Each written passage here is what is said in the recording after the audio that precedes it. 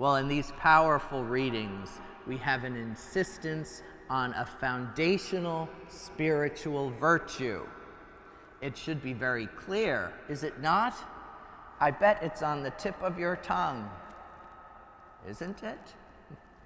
Humility. Humility, humility, humility. It's the way to live. It's the way to Jesus.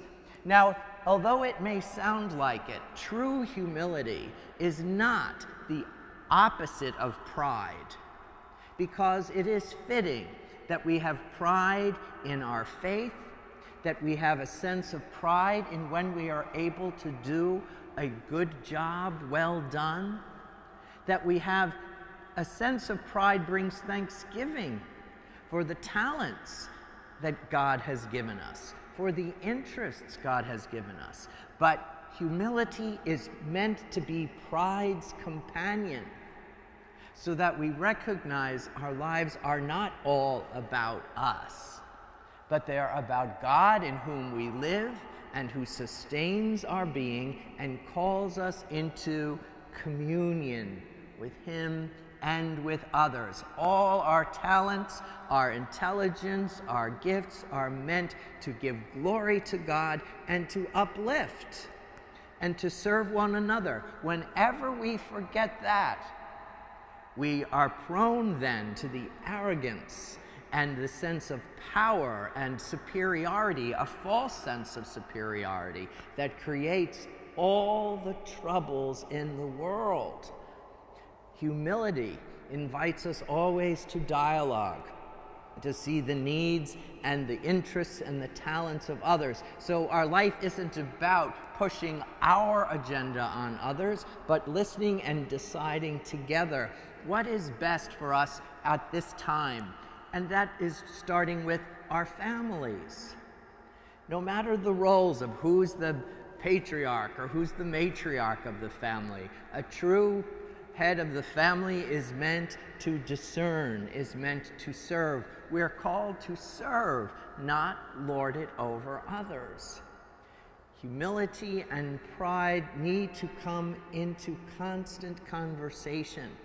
They need to be the foundation of our lives. And I think in these days, with our country so divided, people have confused opinions, which everyone has, and everyone's entitled to opinions. But we confuse opinions with expertise. We don't all have the full expertise on any particular issue or concern for us, our families, our community, our nation, or the world. We have to be humble, prideful that we've been given intelligence by the Lord, prideful that we have talents to really explore, find out facts and statistics and the pros and cons of what our opinion might be.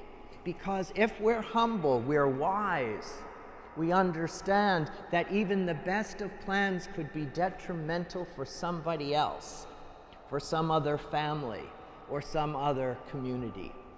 Jesus insists the first shall be last, and the last shall be first. We will embrace this. We will incarnate this reality the more we realize why Jesus called to communion. Because in communion, we're all dependent on Jesus, aren't we? In communion, we're all dependent and recognize that it's God who feeds us, God who sustains us. Humility in marriage, if you will, with pride. The two must always keep us in balance.